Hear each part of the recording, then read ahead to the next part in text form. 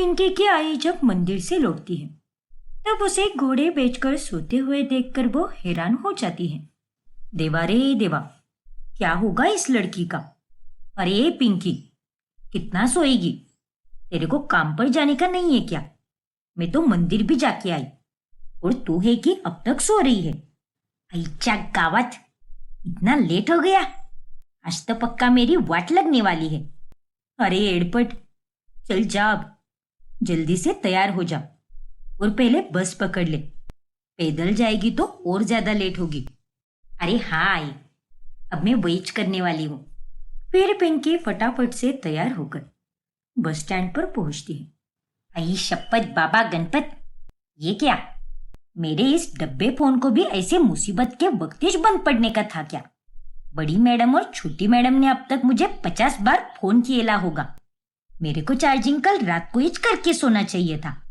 पिंकी बस के आगे लिखा हुआ ठीक से पढ़ नहीं पाती, इसलिए वो किसी और से पूछती है। बताओ ना भाऊ, ये गांधी कॉलोनी जाने वाली बस ही है ना?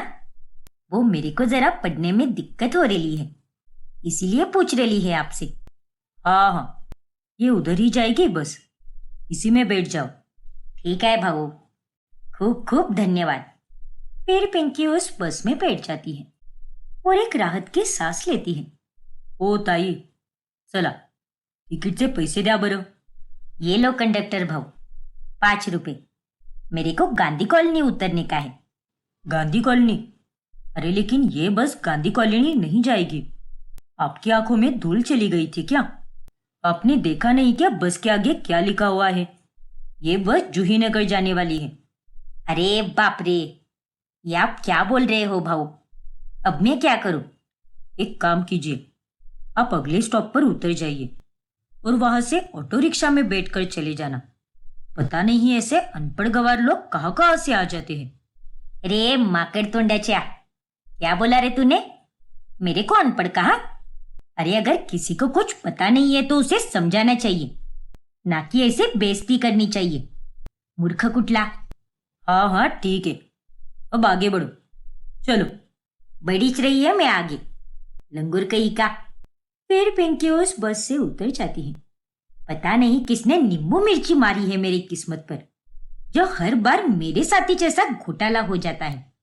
अब जल्दी पहुंचने के लिए मेरे को अपनी जेब से ही पैसा बर्बाद करना पड़ेगा। फिर पिंकी ऑटो में बैठकर अपने काम पर पहुंच जाती है। उस परिवार में तनुजा अपने बड़े बेटे अभय, बहू मीरा और छोटे बेटे अहम के साथ रहती है। क्या रे पिंकी, समय देख रही है क्या तू? इतना लेट कौन आता है? अरे तुझे कोई अकल है कि नहीं? ऊपर से तेरा यह डब्बा फोन जब देखो तब बंद पड़ता रहता है। कहाँ मर गई थी तू? अरे बड़ी मैडम, जरा रुको तो। एक साथ अगर इतने सारे सवाल करोगी तो मेरा दिमाग ही छिल जाएगा। वो दरअसल मैं आज देर से उठी थी ना, इसीलिए मुझे लेट हो गया। अरे ऐसे कौन से नशे करती है तू आजकल, जो इतनी देर तक तेरी आंखें नहीं खुलती? ये आप क्या बोले जा रही हो माँ जी? जाने दीजिए ना, थोड़ी ना हर रोज पिंकी को लेट होता है।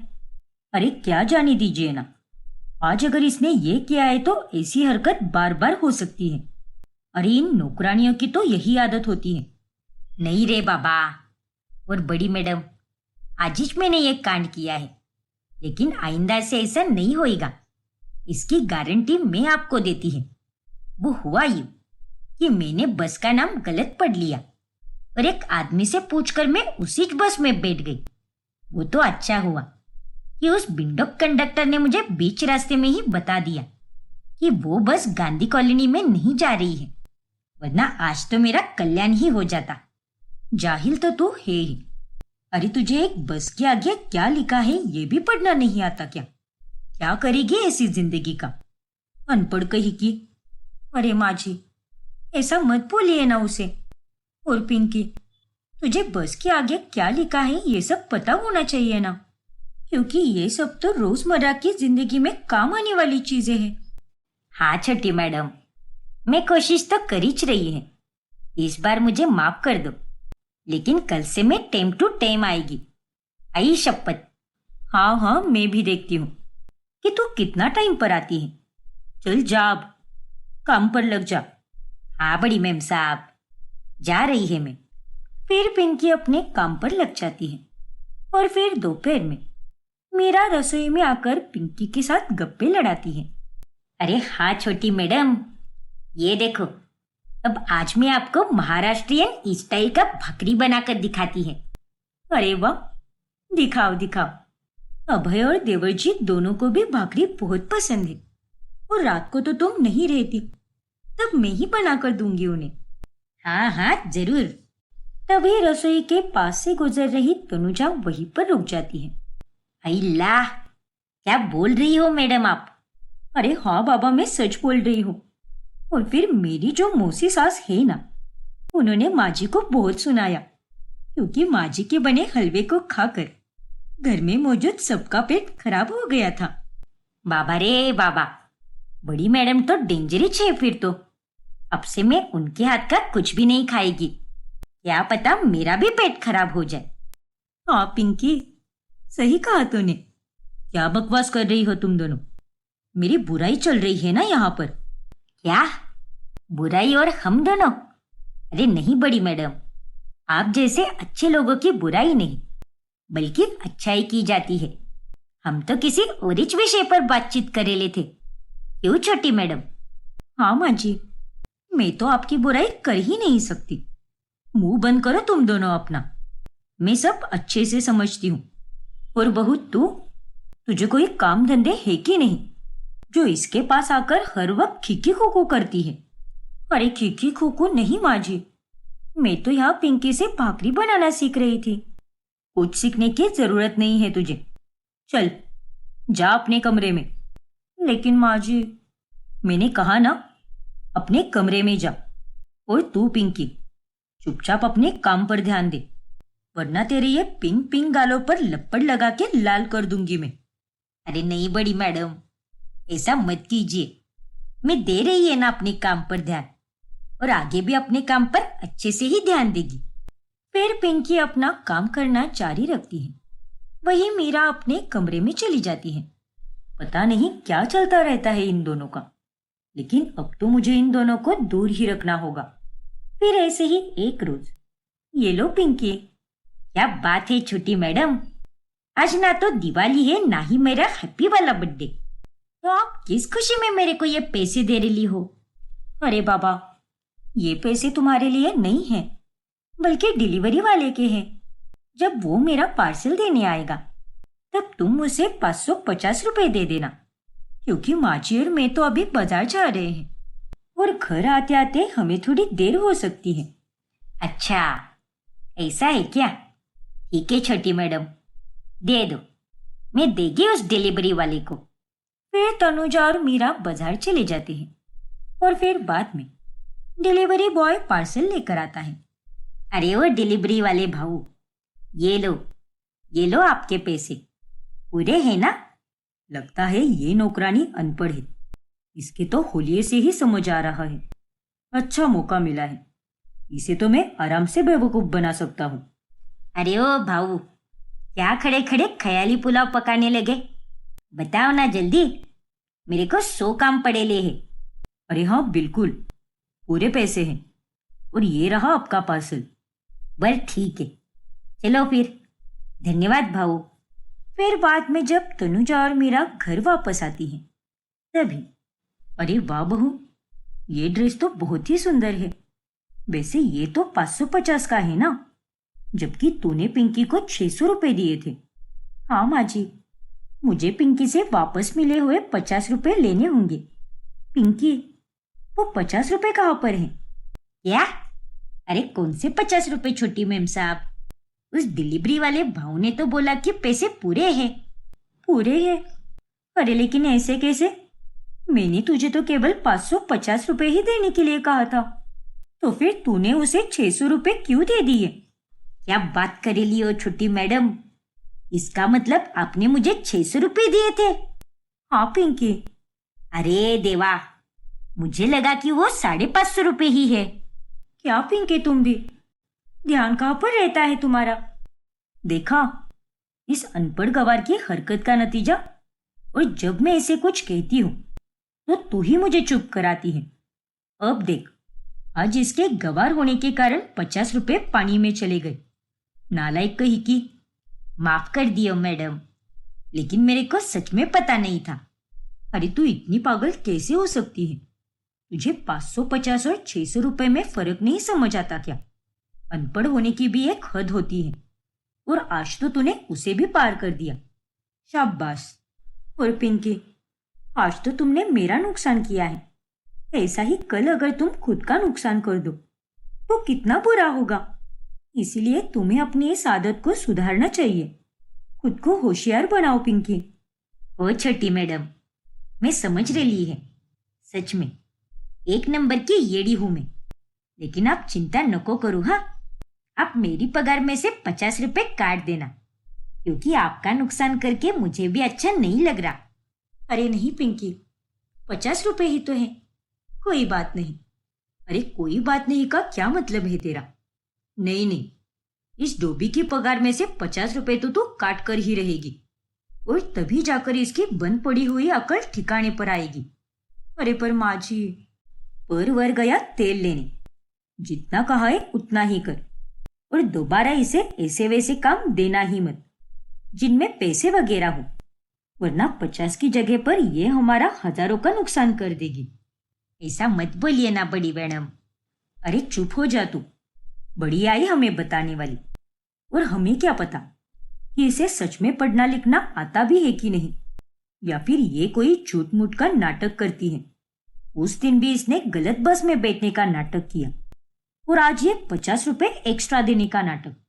अरे ऐसा भी तो हो सकता है ना कि उस दिन ये देर से आए, इसीलिए गलत बस में बैठने का झूठा बहाना दे दिया इसने, और आज तो इसने 50 रुपए हड़प लिए, इसलिए फिर से अनपढ़ होने का ढोंग रचा इसने। क्या? अरे बस कीजिए माँ जी, क्यों इस बेचारी को इतना सुनाती रहती हो आप? मैं जानती हूँ इसे, ये जानबूझकर ऐसा कुछ भी नहीं करेगी। हाँ बड़ी मैडम, मैं सच में अडानी है और कोई नाटक नहीं करेली। और 50 रुपए हड़पने के लिए मैं ये सब क्यों करेगी? मैंने तो आज तक किसी का भी 1 रुपया भी नहीं खाया। जो भी खाती हूँ अपने खून पसीने की मेहनत का ही खाती हूँ। फिर तनुजा मुंह बनाकर वहां से चली जाती है। अरे पिंकी, माँ जी की तरफ से मैं माफी मांगती हूँ, उनकी बातों का बुरा मत मानना। अरे कोई बात नहीं छोटी मैडम, आप काय को माफी मांग रही हो। फिर एक दिन जब पिंकी काम करके अपने घर जाती है, तब उसकी आई को बहुत तेज बुखार आया होता है। अरे बाप रे! अरे आई, तू तो पूरी तरह तप चुकी है। पिंकी बाड़ा, मैं तेरा ही इंतजार कर रही थी। मेरे को अस्पताल ले चल बेटा। ओ आई, अब भी चलते हैं। तू तू फिक्र मत कर, मैं है ना। फिर पिंकी अपनी आई को अस्पताल लेकर जाती है, और तभी सुलोचना जी की बेटी आप ही हो ना? ओ डॉक्टर साहब, मैं ही छे उनकी बेटी। क्या हुआ है मेरी आई को? टेस्ट वगैरह सब नॉर्मल है ना? देखिए, आपकी आई को डेंगू मलेरिया हुआ है और उन्हें हमें एडमिट करना होगा। क्या? अब बताइए, करे उन्हें एडमिट? हाँ डॉक्टर साहब, लेकिन मेरी आई को कुछ होगा तो नहीं ना? बताइए ना डॉक्टर साहब। देखिए, थोड़ा समय लगेगा, लेकिन वो ठीक हो जाएगी। फिर पिंकी की आई को एडमिट किया जाता है, और वहां पर उसके काफी पैसे खर्च हो जाते हैं, जिसके बाद वो बहुत चिंता में पड़ जाती है। मैंने 2 साल पहले साहूकार साहब से पैसे लिए थे, और जब हर महीने की तरह इस महीने वो पैसे लेने आएंगे, तो इस बार मैं उन्हें कुछ भी नहीं दे पाएगी। क्या करूं, मेरे को तो कुछ समझ ही नहीं आ रहा। तभी घर पर साहूकार आ जाता है, और वो पिंकी से पैसे मांगने लगता है। क्या पैसे नहीं है का क्या मतलब है? साहब, वो मेरी आई को डेंगू हो गया है, इसीलिए सारे पैसे उसी में खर्च हो गए। माफ कर दो साहब, आज तक मैंने आपसे कभी कोई मोहलत नहीं मांगी, पर मेरे को इस बार छोड़ दो साहब। अगले महीने में आपके पैसे पक्का दे देगी। नहीं नहीं, ऐसा नहीं चलेगा। अगर तू मेरे को ब्याज नहीं देगी तो मेरे को ना चाहकर भी तेरे घर पे डाका डालना पड़ेगा। वो तेरे पास एक सोने की बाली है ना? मैंने देखी थी उस दिन। कहाँ पर है वो? दे दे मुझे। क्या? चल बाजू में हट। फिर साहूकार पिंकी को धक्का मारकर उसके घर में घुस जाता है। साहूकार घर का सामान इधर से उधर फेंकने लगता है और ये देखकर पिंकी की आई सुलोचना भी बहुत घबरा जाती है। ऐसा मत करो ना साहब, मैं आपको अगले महीने में दोनों महीने का पैसा दे देगी। थोड़ा तो रहम करो ना मेरे पे। ए बेटा, रुक जाना रे, मेरी बेटी दे देगी तेरा पैसा। ऐसा काय को करेला है तू? अरे चुप करो तुम दोनों, आज तो मैं वो सोने वाली बाली लेकर ही रहूंगा। तुम लोग मेरे को येड़ा बना के पेड़ा नहीं खा सकती। अच्छा ठीक है, रुक जा। आपको बाली मांगती है ना? हाँ। तो रुक जाइए और ऐसे उथल पुथल मत कीजिए, मैं निकाल के देती है आपको बाली। अब बेचारी पिंकी को ना चाहकर भी साहूकार को बाली देनी ही पड़ती है। शाबाश, अब अगले महीने मेरे को टाइम पे पैसा चाहिए, वरना मेरे से बुरा और कोई नहीं होगा। और ये बात अपने मगज में फिट कर लेना। क्यों? हाँ साहब, कर लिया फिट। फिर साहूकार वहां से चला जाता है। अरे पिंकी बेटा, तूने उसे वो बाली काय को दी? वो तेरे पास पड़ा इकलौता गहना था जो तुझे तेरी छोटी मैडम मीरा ने दिया था। तो मैं भी क्या करती आई, मेरे पास पैसे ही नहीं थे। और तू चिंता मत कर, इसका पैसा फेंककर में हम दोनों के लिए बाली बनवाएगी, वो भी सोने का। ईश्वर करे ऐसा ही हो बेटा। अरे तू फिक्र मत कराई, अपना भी टाइम आएगा, वो भी बहुत जल्द आएगा। अपनी आई के सामने पिंकी तो मुस्कुराती है, पर असल में उसे भी बाली जाने का बहुत दुख होता है। ऐसे ही एक रोज जब पिंकी मीरा के घर पर गार्डन एरिया की सफाई कर रही होती है, तभी अरे ऐसी जगह भी कोई फेल विल रखता है क्या? लगता है फेंकने के लिए ही निकाला है साहब ने।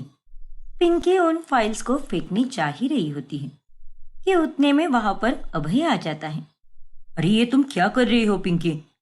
रुक जाओ, इधर लाओ मेरी फाइल्स। ये लो साहब। और पिंकी, तुम्हारा दिमाग खराब हो गया है क्या? ये तुम क्या करने जा रही थी? तुम जानती भी हो क्या कि ये फाइल कितनी इंपॉर्टेंट है? तभी वहां पर तनुजा और मीरा भी आ जाती है। अरे अभय बेटा, ये गवार कैसे जानेगी इन फाइल का महत्व? इसे तो ठीक से हिंदी पढ़ना भी नहीं आता, तो फिर अंग्रेजी तो दूर की बात है। माफ कर दीजिए साहब, मेरे को लगा बाहर गार्डन में रखी ली है ना, इसीलिए इन फैलों को फेंकने जा रही थी। अरे इडियट, मैं गार्डन एरिया में बैठकर काम कर रहा था, इसीलिए वो फाइल्स वहां पर थी, ना कि फेंकने के लिए रखी थी। क्या? लेकिन साहब, आपके इतने बुरे दिन कब से आ गए जो आप बाहर बैठकर काम करने लगे? छोटी मैडम या बड़ी मैडम के साथ कोई मचमच हो गई थी क्या? अरे नहीं पिंकी, मैं यहाँ शौक से बैठता हूँ काम करने, ना कि किसी मजबूरी के चलते। बेवकूफ कही के। अच्छा, अरे गधी, आइंदा से तू अभय की किसी भी फाइल या किताब को हाथ बिल्कुल नहीं लगाएगी। एक तो तुझे पढ़ना लिखना नहीं आता, और जब देखो तो फालतू की होशियारी दिखाती रहती है। माँ ने सही कहा है, क्योंकि अगर तुम्हें पढ़ना लिखना आ जाता तो तुम इस फाइल को फेंकने की कोशिश ही नहीं करती। बेवकूफ कही की। ठीक है साहब, आइंदा से मैं आपके किसी भी फाइल को हाथ नहीं लगाएगी, गलती हो गई मुझसे। पिंकी को बहुत बुरा लगता है और वो अंदर अपने काम करने चली जाती है। ये आप दोनों ने क्या किया? उसे इतना सुनाने की क्या जरूरत थी आप दोनों को? देख बहू, मैंने तुझे पहले भी कहा है कि उस नौकरानी की ज्यादा तरफदारी मत किया कर। लेकिन माँ जी। बस करो मीरा, अब इस टॉपिक को यहीं पे खत्म करो और जाओ मेरे लिए कॉफी लेकर आओ, और कॉफी तुम ही बनाना। उस गवार पिंकी को बिल्कुल मत बनाने के लिए कहना, वरना वो मेरी कॉफी की ऐसी की तैसी कर देगी। वो तो बस चाय ही अच्छी बना सकती है। पिंकी की तरफ दोनों का तिरस्कार देखकर मीरा को बिल्कुल भी अच्छा नहीं लगता। फिर अगले दिन तनुजा का छोटा बेटा अहम अपनी कॉलेज ट्रिप से वापस आ जाता है। ये देखो माँ, मैं आपके लिए ये पर्स लेकर आया हूँ, और भाभी आपके लिए ये ड्रेस, और पिंकी कहाँ पर है? उसके लिए भी मैंने कुछ लाया है। क्यों? उसकी क्या जरूरत थी? अरे वो थोड़ी ना हमारे घर के सदस्य हैं, जो तू उसके लिए कुछ लेकर आया है। ओफो माँ, उसमें क्या होता है? अब पिंकी भी तो हमारे लिए कितना कुछ करती है, क्योंकि वो भी हम सबको अपना मानती है। इसीलिए हमें उसके साथ ऐसा व्यवहार नहीं करना चाहिए। पिंकी ऊपर छत पे है देवर जी, कपड़े और पापड़ सुखा रही है। जाइए, मिल लीजिए उससे। वो भी मुझे बहुत दिनों से पूछ रही थी कि छोटे साहब कब आएंगे। ठीक है भाभी, मैं अभी जाता हूँ ऊपर। फिर अहम फौरन छत पर चला जाता है और यह देखकर तनुजा को बहुत गुस्सा आता है। बो नहीं, अच्छा गावत, छोटे साहब आप 1 मिनट के लिए तो मेरी सांसें रुक गई थी। अरे ऐसा भी कोई डराता है क्या? सॉरी बाबा। कोई बात नहीं। तो कैसी रही आपकी कॉलेज ट्रिप? मजा आया कि नहीं? हाँ पिंकी, बहुत मजा आया, पर मैंने तुम सबको भी बहुत मिस किया, सबसे ज्यादा तुम्हारे हाथ की चाय को। अरे वाह, चलो फिर अभी के अभी बनाकर देती है मैं आपको चाय, वो भी एकदम गर्मा गर्म तड़कती भड़कती अदरक वाली चाय। अरे अरे रुक जाओ जरा, ये देखो मैंने तुम्हारे लिए क्या लाया है। ये क्या है? अरे खोल कर तो देखो। क्या बात है, ये स्वेटर तो कितना सुंदर है। तुम्हें सच में पसंद आया ना? बेशक, मेरे को ये स्वेटर बहुत बहुत बहुत पसंद आया। ये देखो, ये शॉल और कान टोपी भी लाई है मैंने तुम्हारी आई के लिए। अब इस ठंड के मौसम में ये काम आएगा, क्योंकि इस साल तो कुछ ज्यादा ही ठंड हो रही है। छोटे साहब, आपका दिल कितना बड़ा है।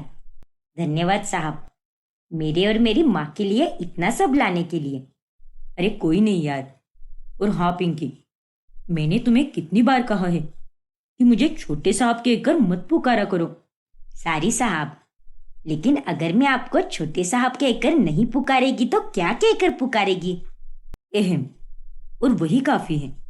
नहीं रे बाबा, सब लोग क्या सोचेंगे कि मैं जिधर काम करती है उधर के मालिक को नाम लेकर आवाज देती है। और तो और बड़ी मैडम और बड़े साहब भी मुझे बहुत सुनाएंगे। अरे सब कुछ भी नहीं होगा बाबा, मैं हूं ना, तुम मुझे अहम कहकर ही पुकारो। ठीक है अहम, फिर एक बार बहुत सारा धन्यवाद। आज तो मेरी आई ये सब देखकर बहुत खुश हो जाएगी। पिंकी और अहम की ये सारी बातचीत वहीं पर खड़ी तनुजा सुन लेती है और फिर बाद में वो अहम को खूब सुनाती है। क्या माँ, अब भी पिंकी का इस दुनिया में उसकी माँ के सिवाय और कोई भी नहीं है, और वो बेचारी कई दिनों से फटा हुआ स्वेटर पहन के आ रही थी, इसीलिए मैंने उसके लिए स्वेटर लिया है। अगर वो हमें अपना परिवार मानती है तो हम उसे अपना क्यों नहीं मान सकते माँ? नहीं मान सकते, क्योंकि वो हमारी कोई अपनी नहीं है। वो तो इस घर की नौकरानी है, एक अनपढ़ और जाहिल नौकरानी। समझा कि नहीं तू? और एक मालिक और नौकर में कभी कोई रिश्ता नहीं बन सकता, ना अपनेपन का और ना ही दोस्ती का। इसीलिए तू उस लड़की से दूर रह। नहीं माँ, आपकी सोच बहुत गलत है।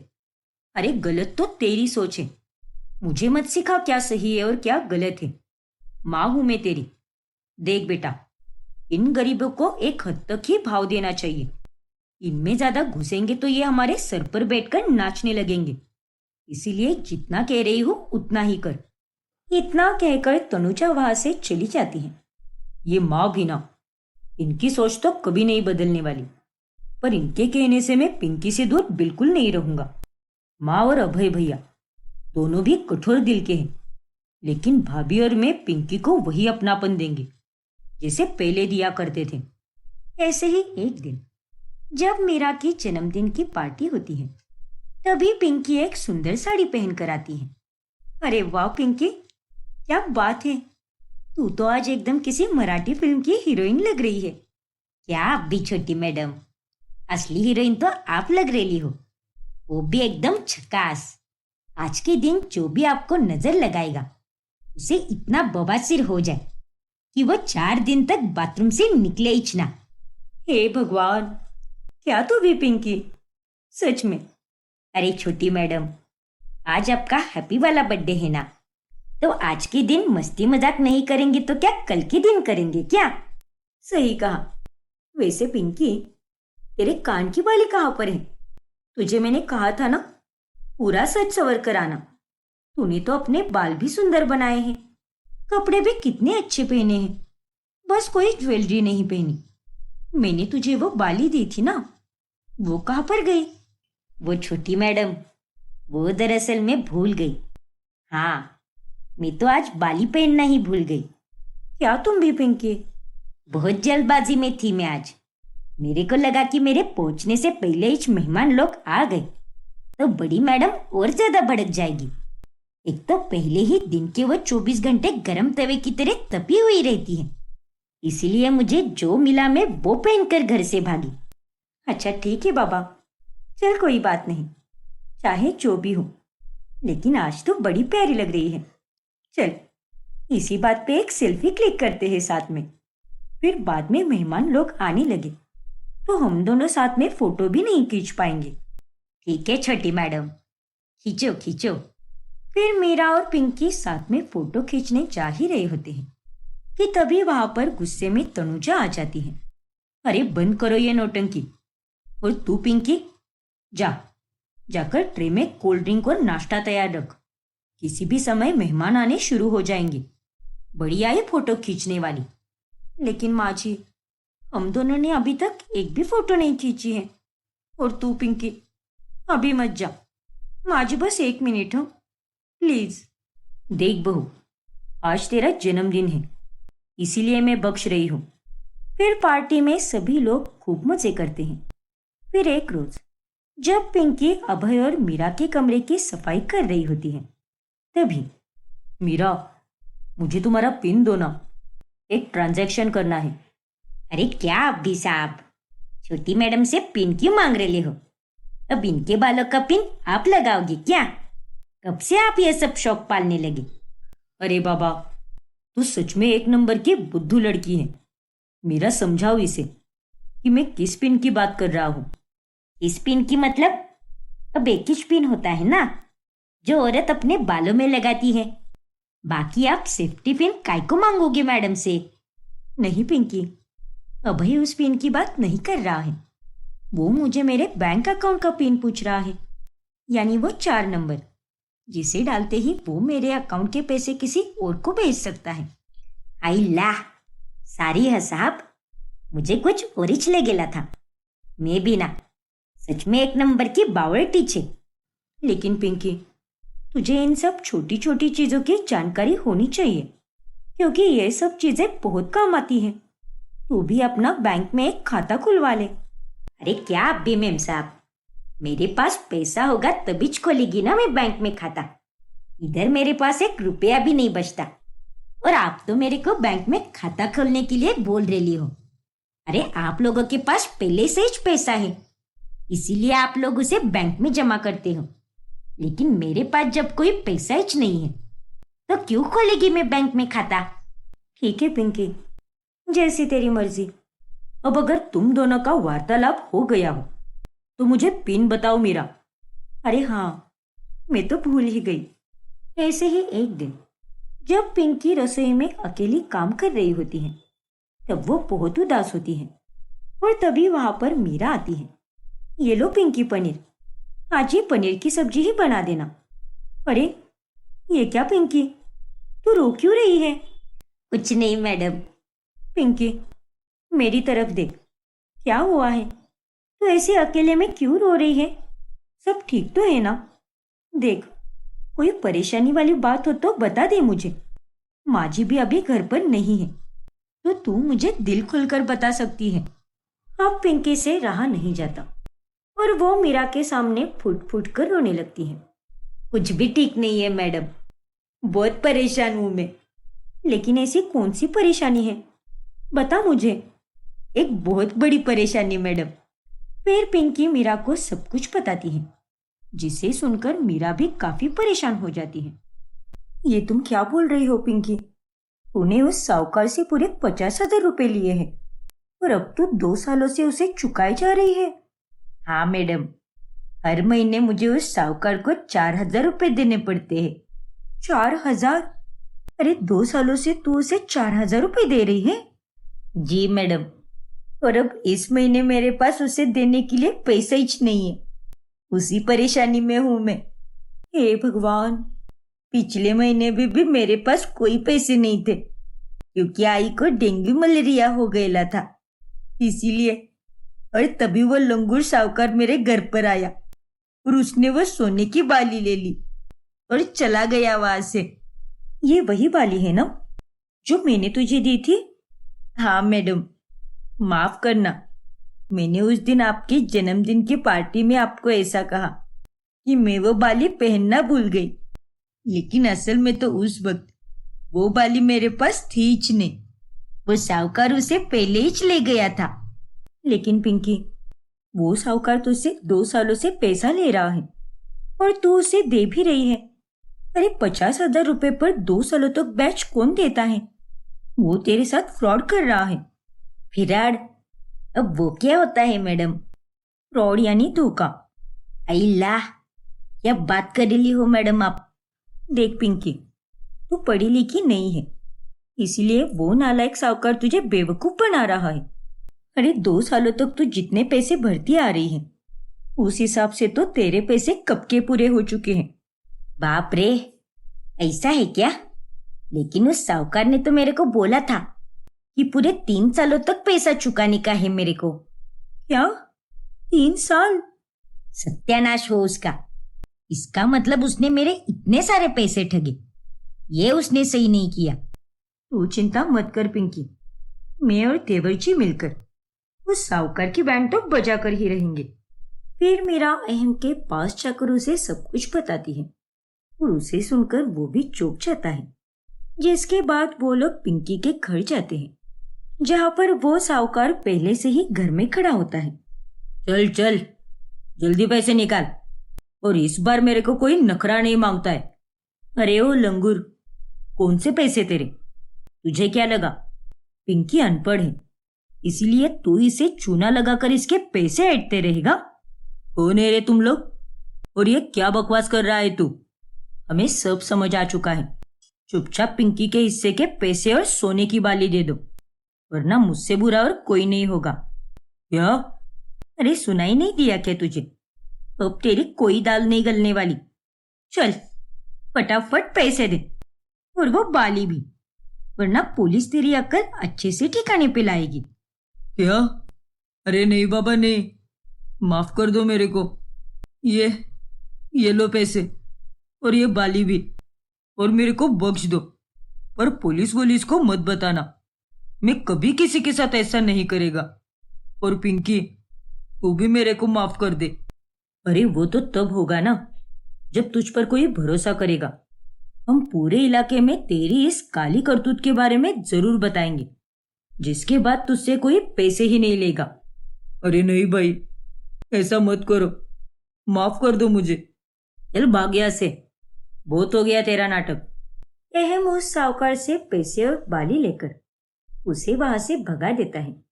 धन्यवाद मैडम, आज अगर तुम दोनों नहीं होते तो वह साहूकार मेरी बेटी को धोखा देता रहता। हाँ मैडम, बहुत बहुत धन्यवाद आपका। आज के जमाने में कोई अपनी घर की नौकरानी के लिए इतना सब कभी नहीं करता जितना कि आप दोनों ने किया है। देख पिंकी, पहली बात तो ये है कि तू हमारे घर की नौकरानी नहीं है, बल्कि हमारी अपनी ही है। और दूसरी बात यह है कि तुझे धन्यवाद कहने की कोई जरूरत नहीं है। किसी के साथ गलत हो रहा हो तो हमारा फर्ज है कि हम उसकी मदद करें। पर पिंकी, आज तो हमने तुम्हें इस मुसीबत से बचा लिया, लेकिन आगे चलकर फिर तुम किसी ऐसी मुसीबत में फंस गई, तब क्या करोगी? ये सब तुम्हारे अनपढ़ होने के कारण हुआ है। हाँ पिंकी, आज अगर तुझे पैसों की हिसाब किताब की समझ होती तो वो नालायक साहूकार तुझे इस प्रकार से कभी नहीं ठगता। तो बताओ, इन सब से तुम्हें क्या सीख मिली? क्या सीख मिली का क्या मतलब है? यही ना कि मुझे होशियार रहना है। वो तो है पिंकी, पर जब तक तुम नहीं पढ़ोगी तब तक तुम पूरी तरह से शिक्षित नहीं हो पाओगी। लेकिन अब मैं शिक्षित कैसे होंगी? अब तो मेरे पढ़ने की उम्र भी जा चुकी है। ये तुमसे किसने कहा? अरे पढ़ने की कोई उम्र नहीं होती, बस जज्बा होना चाहिए। मतलब मैं अब भी खुद को शिक्षित कर सकती है? बिल्कुल कर सकती हो पिंकी। हाँ पिंकी, तुम्हारी उम्र के लोगों के लिए एक स्पेशल स्कूल होता है जहाँ पर बहुत अच्छे से पढ़ाया जाता है। अरे वाह, क्या बात है। तो क्या है तुम्हारे मन में? पढ़ना है या ऐसे ही रहना है? नहीं नहीं, मेरे को भी पढ़ना है और पढ़ लिख कर एकदम अच्छी नौकरी करने की है। ये हुई ना बात। चलो अच्छा है कि तुम खुद से ही पढ़ना चाहती हो। इसके बाबा की गरीबी के कारण हमने कभी स्कूल वगैरह इसे भेजा ही नहीं, लेकिन अब जिंदगी एक और बार मौका दे रही है तो इसे जरूर जाना चाहिए। हाँ, मैं इस बार पीछे नहीं हटेगी। लेकिन मैडम और अहम, अगर मैं स्कूल जाने लगी तो फिर काम कैसे संभालेगी? तुम उसकी फिक्र मत करो पिंकी।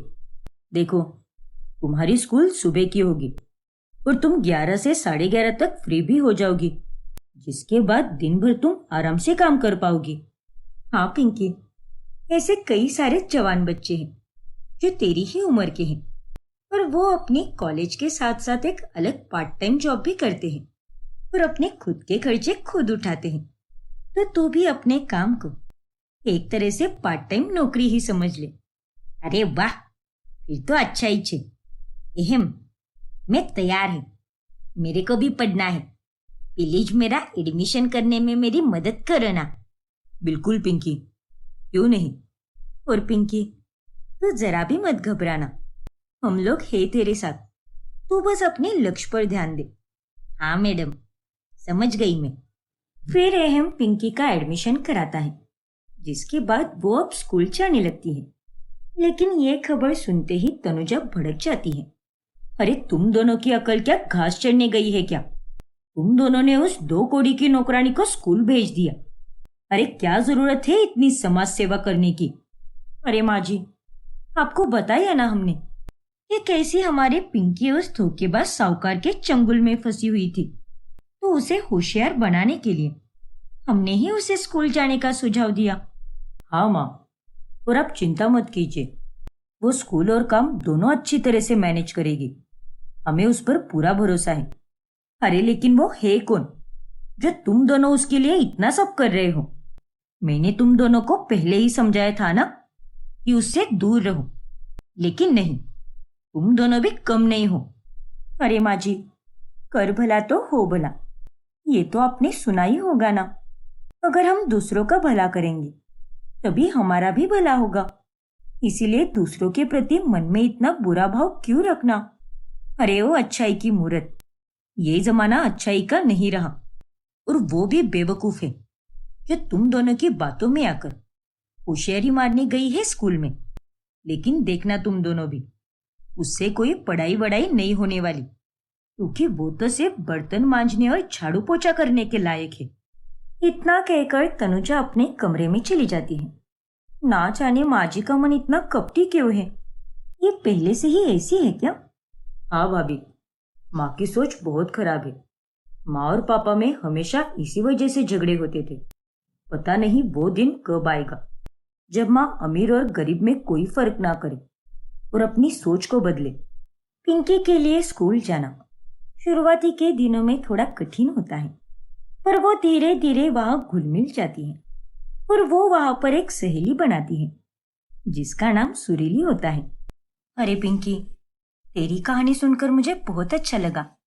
तो इतनी कठिनाई के बाद भी अपने आप को शिक्षित करना चाहती है और तेरी तरह हर किसी को सोचना चाहिए। वही तो। लेकिन सुरीली, तू इतनी देर से क्यों पढ़ रही है, जबकि तेरे घर पर तो सब कुछ ठीक था? सब कुछ ठीक जरूर था, लेकिन मेरे बाबूजी की यही सोच थी कि घर की लड़कियां कभी पढ़ नहीं सकती, इसलिए मैं कभी पढ़ नहीं पाई। और अब जब मेरी शादी हो चुकी है तब मेरे पति ने मुझे पढ़ने के लिए प्रोत्साहित किया और मेरा इस स्कूल में एडमिशन भी करवाया। अरे वाह, भगवान ऐसा पति हर औरत को दे। बहुत ही मस्त है आपके पति। हाँ पिंकी, शुक्रिया। सुरीली और पिंकी, तुम दोनों के गप्पे खत्म हुए कि नहीं? अरे टीचर, माफ करना, वो हमें लगा कि आप बाहर गई है ना, तब तक थोड़ा बातचीत कर लेते हैं। अरे कोई बात नहीं, अब बातचीत करोगे तभी जाकर दोस्त बनोगे ना। वैसे पिंकी, बाकी सबके मुकाबले तुम बहुत अच्छे से ध्यान देती हो और सारे सवालों का जवाब भी सही से देती हो। ऐसे ही रहना। Keep it up. Thank you so much teacher. मैं आपकी बात जरूर ध्यान में रखूंगी। अब पिंकी हर सुबह 7 से 11 स्कूल जाती है और फिर उसके बाद पैदल चलकर वो काम पर 11:30 बजे तक पहुंचती है। ऐसे ही एक दिन जब पिंकी काम पर 15 मिनट देर से पहुंचती है, तभी क्यों रे निकम्मी, पूरे 15 मिनट लेट हुआ है तुझे। सारी, मेरा मतलब सॉरी बड़ी मैडम। अरे क्या सॉरी, आज हुआ है, ऐसे ही हर बार होता रहेगा, और वो भी तेरे स्कूल की वजह से। बहुत पढ़ निकल आए हैं तेरे जब से तो स्कूल जाने लगी है। नहीं बड़ी मैडम, आज बहुत ट्रैफिक थी, इसीलिए पूरा रास्ता पैक था, चलने की भी कोई जगह नहीं थी। लेकिन कल से मैं एकदम टाइम पर आएगी। तू और तेरी ये बातें, तू कभी भी अपनी कही कही बात पर खरी नहीं उतरती। पिछली बार भी तूने ऐसा ही कहा था। हाँ मैडम, पता है मुझे, पर ये मेरा स्कूल, मेरा मतलब स्कूल का पहला ही छापता था ना, इसीलिए थोड़ा लेट हो गया। लेकिन धीरे धीरे मैं फटाफट आना सीख जाएगी। अभी के लिए तो मैं तुझे छोड़ रही हूँ, लेकिन अगली बार तो दोबारा से देर कर, तब मैं तुझे अच्छे से सबक सिखाऊंगी। ठीक है बड़ी मैडम। अब पिंकी सारा काम निपटा कर रात 8 बजे से पहले ही निकलती है और घर जाकर घर का सारा काम निपटा कर वो रात में पढ़ाई करने बैठती है। ये ले पिंकी बेटा, तेरे लिए चाय बनाई है। इसकी क्या जरूरत थी आई, तू तो सो रही थी ना, तो काय को दिक्कत ली तूने मेरी खातिर। अरे तू दिन भर कितनी थक हार कर आती है और उसके बाद रात में जागकर पढ़ाई भी करती है, और तुझे इतनी तकलीफ में देखकर मुझे बहुत दुख होता है बेटा। अरे क्या तू भी आई, मैं कोई तकलीफ नहीं उठा रही है, मैं तो वो कर रही है जो मुझे चाहिए। और सच कहूँ, धीरे धीरे मुझे पढ़ना लिखना पसंद आने लगा है, और हर रोज हमारी टीचर कुछ ना कुछ हमें नया सिखाती है। अरे वाह, ऐसी ही मेहनत कर बेटा, मेरा आशीर्वाद हमेशा तेरे साथ ही है। ऐसी ही मेहनत करेगी तो तू जरूर आगे जाएगी, देखना तू। धन्यवाद आई। ऐसे ही एक रोज दोपहर का सारा काम निपटा कर जब पिंकी रसोई में बैठकर पढ़ाई कर रही होती है, तभी अरे ये क्या, तू यहाँ पर पढ़ाई कर रही है? ये तेरा स्कूल नहीं है, घर है मेरा। चल अब जल्दी से ये किताब बंद कर दे। लेकिन बड़ी मैडम, मैंने सारा काम तो कर दिया है, अब थोड़ी देर बाद में मैं चाय बनाऊंगी, तब तक मेरे को थोड़ा पढ़ने दो ना। मैंने कहा ना तुझे, ये सब मेरे घर पर नहीं चलेगा। चल जाकर पुराने पर्दे धो दे, बड़ी आई यहाँ पर पढ़ने वाली। अब पिंकी को ना चाहकर भी किताबें बंद करनी ही पड़ती है और काम करना पड़ता है। ऐसे ही एक रोज जब तनुजा पिंकी के पढ़ने के बारे में अपनी सहेली को बताती है, तभी क्या बोल रही है तू तनुजा, तेरी घर की नौकरानी पढ़ने जा रही है? हाँ ना, उसके कारण मेरा तो दिमाग खराब हो गया है। देख तनुजा, मैं तो तुझे अभी से बता दे रही हूँ, एक बार अगर वो अच्छे से पढ़ लिख गई तो वो तेरे यहाँ पे काम करना छोड़ देगी और किसी अच्छी जगह पर नौकरी करेगी। क्या? और नहीं तो क्या, फिर उसके बाद तुझे बड़ा नुकसान होगा, क्योंकि पिंकी जैसी अच्छी नौकरानी पूरे मोहल्ले में कहीं भी नहीं है जो इतने कम पगार में इतना सारा काम करके देती है। तेरी बहू और तेरे बेटे ने तो तेरे लिए मुसीबत खड़ी कर दी है, जो उन दोनों ने उस नौकरानी को स्कूल भेज दिया। उसकी बातों से तनुजा बहुत घबरा जाती है। हे भगवान, नहीं नहीं, अगर पिंकी ने मेरे यहाँ काम करना छोड़ दिया तो मेरा क्या होगा? चाहे कुछ भी हो जाए, मैं ऐसा नहीं होने दूंगी। पिंकी मेरे घर का काम कभी नहीं छोड़ सकती, और उसके लिए मुझे क्या करना है वो मुझे अच्छी तरह से पता है। एक दिन पिंकी अपना सारा काम खत्म करके निकल ही रही होती है कि तभी, अरे पागल औरत, कहाँ चली तू इतनी जल्दी? रोज तो तू 7:30 या 8 बजे तक जाती है, तो तू आज 6:30 बजे क्यों निकल रही है? अरे बड़ी मैडम, मैंने सारा काम कर दिया है, इसीलिए निकल रही हूं मैं। छोटी मैडम ने भी मुझे जाने के लिए बोल दिया। नहीं नहीं, इस घर में तेरी छोटी मैडम की नहीं, मेरी चलती है और तू कहीं नहीं जाएगी। अरे बड़ी मैडम, ऐसा मत करो ना। कल मेरी एग्जाम है और मुझे उसी की पढ़ाई करनी है, इसीलिए तो मैं सारा काम जल्दी खत्म की है आज। अब मेरे को जाने दो ना। चुप रहे, बड़ी आई एग्जाम देने वाली, बेवकूफ कही की। अरे क्या माँ जी, आप भी जाने दीजिए ना पिंकी को, कल इसकी एग्जाम है। एक बार कहाना नहीं जाएगी ये। आज मेरी सहेलियां आ रही हैं, तो उनके लिए खास पकवान बनाने होंगे और उसे बनाने का काम ये पिंकी ही करेगी। लेकिन बड़ी मैडम, अरे माँ जी प्लीज ऐसा मत कीजिए ना। अगर पिंकी ठीक से नहीं पढ़ेगी तो कल एग्जाम में क्या लिखेगी? वही तो।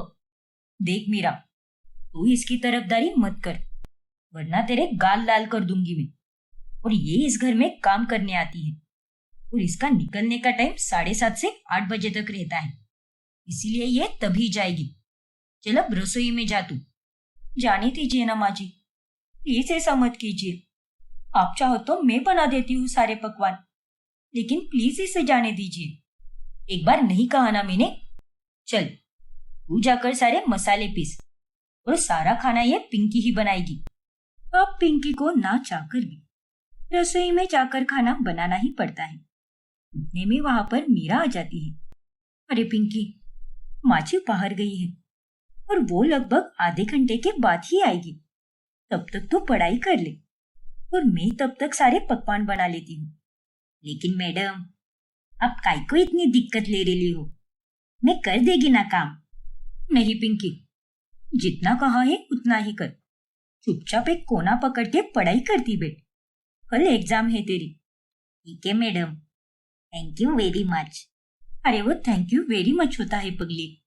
अच्छा अच्छा, सारी हाँ, मेरा मतलब सॉरी। मेरी इंग्लिश अभी थोड़ी कच्ची पक्की है ना, लेकिन ये भी एक दिन एकदम मस्त बन जाएगी और मैं भी एकदम फराटेदार इंग्लिश बोलेगी। वो सब तो ठीक है पिंकी, लेकिन एक बात हमेशा याद रखना, इंग्लिश आए या ना आए ये बात जरूरी नहीं है, लेकिन तुम्हारे पास कितना ज्ञान है वो ज्यादा जरूरी है। क्योंकि हमारी मातृभाषा ही सब कुछ है और बाकी भाषा से हमें कोई फर्क नहीं पड़ता। हाँ मैडम, ये बात भी आपने एकदम सही कही। अच्छा चल, अब ज्यादा समय बर्बाद मत कर और पूरे मन से पढ़ाई कर। फिर पिंकी रसोई में बैठकर ही पढ़ाई करने लगती है और वो घर जाकर घर के सारे काम निपटा कर देर रात तक पढ़ाई करती है, जिस कारण अगले दिन एग्जाम लिखते समय उसे बहुत नींद आती है। तो फिर कैसा रहा आज का पेपर? पूछो ही मत है, मेरे को तो बहुत चिंता हो रही है। अरे बाप रे, लेकिन तुम ऐसा क्यों बोल रही हो? हाँ पिंकी, तूने घर जाकर ठीक से पढ़ाई तो की थी ना? हाँ मैडम, बहुत पढ़ाई की थी मैंने। रात के 1:30-2 बजे तक जाग रही थी मैं, जिस कारण सुबह सुबह मेरे को पेपर लिखते समय भयंकर नींद आ रही थी। मेरे को तो ठीक से कुछ याद ही नहीं है कि मैंने पेपर में क्या लिखेला है। ऊपर से मैंने आखिरी सवाल भी छोड़ दिया। हे भगवान, अरे रात को जागकर पढ़ने से अच्छा तो सुबह जल्दी उठकर पढ़ लेती ना। खैर कोई बात नहीं पिंकी, ये तुम्हारी पहली एग्जाम थी, इसीलिए हम समझ सकते हैं और गलतियों से ही तो तुम सीखोगी। लेकिन घबराकर हार मत मानना और हमेशा पढ़ते रहना। हाँ है, समझ गई मैं। ये सब तनुजा चुपके से सुन लेती है और फिर बाद में जब पिंकी हॉल में झाड़ू मार रही होती है तभी, और पिंकी कैसी चल रही है तेरी पढ़ाई? मैंने सुना कि तेरा पेपर अच्छा नहीं गया। हाँ ना बड़ी मैडम, मेरी नींद ही नहीं हुई थी कल, इसीलिए आधे टाइम तो मैं पेपर में सोच रही थी। अरे रे रे रे, देख पिंकी, तुझे एक बात बताती हूँ, बुरा मत मानना, क्योंकि ये जो तू कुछ भी कर रही है ना, ये तेरे किसी काम नहीं आने वाला। मतलब? मैं कुछ समझी नहीं बड़ी मैडम। अरे मेरे कहने का ये मतलब है कि पढ़ लिख कर तेरा कुछ भी नहीं होने वाला। अब तेरी उम्र भी हो चुकी है, तुझे अपनी पढ़ाई करते करते कई साल बीत जाएंगे, जिसके बाद तुझे नौकरी मिलेगी भी या नहीं, अब ये तो राम ही जाने। क्या? हाँ पिंकी, और तो और अभी तो तेरी पढ़ाई इतनी मुश्किल भी नहीं होगी, लेकिन जैसे जैसे तू आगे की क्लास में जाती रहेगी, वैसे वैसे तेरी पढ़ाई और भी मुश्किल होती जाएगी। इसीलिए कह रही हूँ कि ये सब तेरी बस की बात नहीं है और इसे अभी बंद कर दे। लेकिन मैडम, उतने में वहां पर मीरा आ जाती है। अरे माँ जी, आप इसे इतना क्यों डरा रही हो? और पिंकी, ऐसा कुछ भी नहीं होगा, तो बिल्कुल मत घबरा। अरे मैं उसे कोई डरा नहीं रही, जो सच है वही बोल रही हूँ। अरे आपने खुद ने भी अपनी पढ़ाई पूरी नहीं की है, तो आपको कैसे पता कि आगे जाकर पढ़ाई मुश्किल हो जाएगी? देख पिंकी, सब कुछ आसान होगा, बस तू हार मत मानना और अपनी जी जान लगाकर पढ़ाई करना, समझी कि नहीं? ओ छठी मैडम, इस मीरा की तो ऐसी की तैसी, नालायक कही की। इसके और अहम के कारण ही ये सारा सियप्पा हो रहा है। मन तो करता है कि दोनों को एक जगह बांधकर दे दनादन मारूं। इनकी वजह से तो मेरा खून खोलता है। ऐसे ही एक रोज सफाई करते समय पिंकी पाड़े बोलकर उसे याद कर रही होती है। एक एकम एक, दो एकम दो, दो दूनी चार, दो तिहाई छह, दो चौके आठ। अरे पिंकी, तुझे इस तरह पाड़े बोलते हुए देखकर मुझे बड़ी हंसी आ रही है। पता नहीं तू कितना पढ़ पाएगी। अरे कुछ नहीं पड़ेगी ये, बस थोड़े दिन और, उसके बाद अपने आप ये हार मान जाएगी। हाँ माँ, मुझे भी वही लग रहा है। लेकिन इस बार पिंकी घबराने की जगह उन दोनों को मुंहतोड़ जवाब देती है। अरे नहीं साहब, ऐसा कुछ भी नहीं होगा। देखना, आप दोनों के सामने ही मैं अपनी पढ़ाई पूरी करके दिखाएगी। दिन गुजरते जाते हैं और अब पिंकी के लिए सब कुछ एक साथ संभालना बहुत मुश्किल होता जाता है, जिस कारण एक रोज काम करते वक्त वो बेहोश हो जाती है और अहम उसे उठाकर कमरे में सुलाता है। थोड़ी ही देर बाद उसे होश आ जाता है। अरे पिंकी, तुम ठीक तो हो ना? हाँ अहम, अब मैं ठीक हूँ। लेकिन क्या हुआ पिंकी, तुझे अचानक से चक्कर क्यों आया? तूने सुबह से कुछ खाया नहीं क्या, या किसी बात की चिंता सता रही है? पता नहीं मैडम, लेकिन अब धीरे धीरे सब कुछ मेरे लिए मुश्किल होते जा रहा है। कभी ये काम बिगड़ जाता है तो कभी वो काम बिगड़ जाता है, और इन सब का असर मेरी तबीयत पर पड़ रहा है। हे भगवान, रोज रात के 2 बज जाते हैं सोने को, और फिर सुबह 6 बजे भी तो उठना पड़ता है। इसके बाद 1 मिनट के लिए भी आराम नहीं मिलता मेरे को। लेकिन तुम इतनी रात तक क्यों जागती हो पिंकी? मैं पढ़ाई करती हुए हूँ। यहाँ से 8 बजे निकलती हूँ, तो घर पहुँचते पहुँचते मेरे को 8:30 बज जाते हैं। फिर घर के काम खत्म करते करते 10:30 से 11 बज जाते हैं, जिसके बाद मैं रोज 2 से 3 घंटे तक पढ़ती है। अब क्या करूँ, दिन भर तो मेरे को पढ़ने का टाइम ही नहीं मिलता। ठीक है पिंकी, तो तेरी सारी दुविधा का कारण नींद है। एक काम कर, तू एक टाइम टेबल फॉलो कर। मतलब? इसका मतलब ये है कि भाभी और मैं तुम्हें समय का नियोजन करके देंगे, फिर तुम उसी प्रकार से अपना काम करना, जिसके चलते तुम्हारे सारे काम समय से हो जाएंगे और तुम्हें कोई दिक्कत भी नहीं होगी। अरे वाह, फिर ठीक है। फिर रहम और मीरा मिलकर पिंकी के लिए एक टाइम टेबल बनाते हैं। सुबह उठने से लेकर रात को सोने तक सब कुछ लिखा है इसमें। अब इस टाइम टेबल के जरिए ना तो तुम्हें स्कूल से यहाँ आने में देरी होगी, ना ही तेरे कोई काम बिगड़ेंगे, और ना ही तेरी नींद अधूरी रहेगी। एकदम बराबर। और पिंकी, रात की नींद बहुत महत्वपूर्ण होती है। तुम दिन में चाहे कितना भी सो लो, पर रात में देर तक जागने से कई सारी बीमारियां भी हो सकती हैं। इसलिए अब से तुम यहाँ काम पर भी पढ़ाई कर लेना। हाँ पिंकी, जब जब माँ जी सो रही होंगी या फिर कहीं बाहर गई होगी, तब तू यहाँ पर घर में आराम से पढ़ सकती है, और कोई काम रहा तो हम दोनों कर लेंगे। इससे तेरी पढ़ाई रात में करने की जगह दिन में ही हो जाएगी। हाँ मैडम, आप दोनों कितने अच्छे हो, सच में थैंक यू सो मच। अरे वाह, आखिरकार तू ठीक से थैंक यू बोलना सीख ही गई। अब पिंकी उस टाइम टेबल को फॉलो करती है, जिसके बाद उसके जीवन में अच्छा बदलाव आने लगता है। अहम भी पिंकी को खूब मदद करता है, और ये सब देखकर तनुजा को बहुत गुस्सा आता है। ये सब क्या है बेटा? तुझे मैंने पहले भी डांटा था ना कि उस नौकरानी से दूर रहना, तो फिर तू उसमें इतना क्यों घुसा पड़ा रहता है? आखिर क्या चक्कर चल रहा है तुम्हारा उसके साथ? ओफो माँ, पिंकी और मैं केवल अच्छे दोस्त थे। हमारा रिश्ता ठीक वैसा ही है जैसे भाभी और पिंकी का है, और किसी की मदद करने से मेरा कोई नुकसान नहीं होने वाला, इसलिए मैं पिंकी की मदद करता हूँ। पर एहम, मेरी बात तो सुन। ये लड़का भी ना, एहम तनुजा की कोई बात नहीं सुनता और वो वहां से चला जाता है। ऐसे ही अब कई साल बीत जाते हैं और अब पिंकी की भाषा, व्यक्तित्व, चाल चलन सब कुछ बदल जाता है। फिर एक रोज जब सास की सहेलियां घर पर आती है, तब वो पिंकी को देखकर आश्चर्यचकित रह जाती है। वो तेरी, अरे तनुजा, ये तेरी नौकरानी पिंकी ही है ना? हाँ तो, अरे कितनी बदल गई है ये तो। पहले कितने अजीब और फटे हुए कपड़े पहनती थी, और अब देखो मस्त मस्त कुर्ती पहन रही है। ये लीजिए काकी जी, आप सबके लिए स्पेशल मिल्क शेक। अच्छा रख दो पिंकी, हम पी लेंगे। श्योर काकी जी। और बड़ी मैडम, कुछ चाहिए तो आवाज लगा देना मुझे, तब तक मैं छत की सफाई कर देती हूँ। इतना कहकर पिंकी वहां से चली जाती है।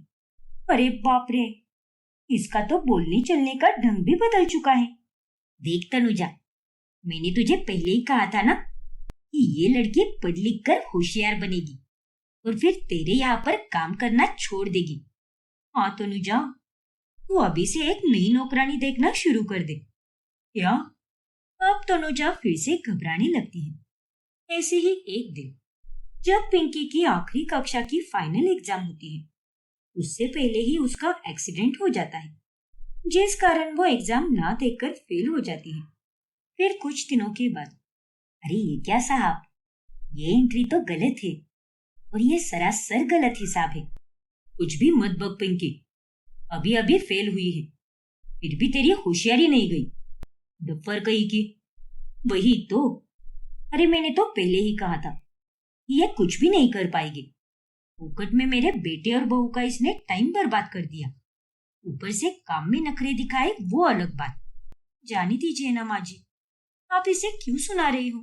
और ये अपने बलबूते फेल नहीं हुई है, एग्जाम से पहले ही इसका एक्सीडेंट हो गया था, जिस कारण ये एग्जाम में बैठ ही नहीं पाई, इसीलिए फेल हुई है ये। हाँ माँ, और अगर ये एग्जाम दे देती तो पक्का अच्छे नंबर के साथ पास हो जाती। तनुजा पिंकी को ताने दे ही रही होती है कि उतने में अभय अचानक से पिंकी से कहता है, thank you so much Pinky, आज तूने वो किया है जो मैं इतने दिनों से समझ ही नहीं पा रहा था। क्या? हाँ पिंकी, मुझे लगा कि तू यूं ही हवा में बातें बना रही है, लेकिन जब मैंने इसे अभी वापस देखा तब मुझे समझ आया कि ये हिसाब तो सरासर गलत है और मैं तो इसे अब तक सही समझ रहा था, और आज तुम्हारे कारण मेरा कितना बड़ा नुकसान होने से बच गया। अरे वाह, शाबाश पिंकी, और आज मुझे यकीन हो चुका है कि तू सच में होशियार बन चुकी है। जिस पिंकी का हम मजाक उड़ाते थे, आज उसी ने यह कमाल कर दिखाया, और मुझे तुम पर बहुत गर्व हो रहा है पिंकी। और मुझे माफ कर दो, मैंने तुम्हें कम समझा, लेकिन आज तुमने अपने आप को साबित कर ही दिया कि तुम भी किसी से कम नहीं हो। Thank you sir. तो अब क्या इरादा है तुम्हारा? कितने दिन यहीं पर काम करना है तुम्हें? मतलब, मैं कुछ समझी नहीं सर। अरे मेरा मतलब ये है कि यहाँ से बाहर निकलना है कि नहीं, या फिर यहीं पर नौकरानी बनकर रहना है? निकलना तो है सर, लेकिन अब मुझे कौन काम देगा? अब फेल होने के कारण मुझे फिर से एक साल वापस पढ़ना होगा, और उसके बाद ही मैं कोई काम कर पाऊंगी। तू चिंता मत कर पिंकी, तू अब एक अच्छी जगह पर नौकरी भी कर पाएगी और साथ ही अपनी आखिरी साल की पढ़ाई भी कर पाएगी। क्या? लेकिन कैसे सर? मेरी कंपनी में काम करके। हाँ पिंकी, तुझ जैसे लोग अगर मेरी कंपनी में काम करेंगे तो मेरी कंपनी की खूब तरक्की होगी। क्या? सच में? हाँ पिंकी। यह सुनकर अब तनुजा के पसीने छूटने लगते हैं। अरे तो बोरा गया है क्या अभय? अगर ये नौकरानी तेरी कंपनी में नौकरी करेगी तो घर के काम क्या तू करेगा क्या? बेवकूफ कहीं का। इस लड़की को इधर ही काम करने दे। नहीं माँ, अब ये जगह इसकी नहीं है, क्योंकि ये अब से बड़ी पोस्ट पर काम करेगी। पहले तो ये पढ़ी लिखी नहीं थी और उसी वजह से इसे घर काम करना पड़ता था, लेकिन अब ये पढ़ लिख कर सयानी हो चुकी है, इसलिए अब ये यहाँ पर कोई काम नहीं करेगी। भैया बिल्कुल सही कह रहे हैं माँ। हाँ माँ जी, अब तो अपनी सोच बदली है। हाँ माँ, पहले मैं भी इसके साथ बुरी तरह से पेश आता था, इसका मजाक उड़ाता था, इसे कमजोर भी समझता था, लेकिन इसने एक नौकरानी होकर भी इतने सारे संघर्ष किए और आखिर में कर ही दिखाया। अरे कितनी कमाल की जर्नी है इसकी, इससे तो आपको प्रेरणा मिलनी चाहिए। पर बेटा, नहीं माँ, जब ये लड़की इतनी छोटी जगह से होकर इतना बदल सकती है, तो आप तो कितनी अच्छी जगह पर रहती हो, तो आप क्यों नहीं बदल रही? प्लीज माँ, अपने जीवन में आगे बढ़ो, खुद भी खुश रहो और दूसरों को भी खुश रहने दो। ठीक है अभय, शायद तो सही कह रहा है और मुझे माफ कर दे पिंकी। हमेशा मैंने तुझे कम ही समझा है, तेरा तिरस्कार किया, लेकिन आज तूने ही मेरे बेटे को मुसीबत से बचा लिया। धन्यवाद बेटा, जी ले अपनी जिंदगी। थैंक यू सो मच बड़ी मैडम। और आप काम की चिंता मत कीजिए, मेरी एक सहेली है कोमल, वो भी बिल्कुल मेरी तरह ही काम करती है, तो मैं यहाँ काम पर उसे ही भेज दूंगी। और वैसे भी ये कहाँ जा रही है, बस घर की जगह ऑफिस पर काम करेगी, और जब वहां पर देवर्षि और अभय दोनों रहेंगे तो इसे भी कोई परेशानी नहीं होगी। ठीक है बेटा, आप सब ने मुझे इतने आगे तक लाया, परिवार की तरह माना, उसके लिए एक और बार बहुत बड़ा दिल से थैंक यू। और इस तरह अंत में सब कुछ ठीक हो जाता है और पिंकी अभय और एम की कंपनी में काम करने के साथ साथ अपनी पढ़ाई भी पूरी कर लेती है और अपने जीवन में खूब तरक्की करती है।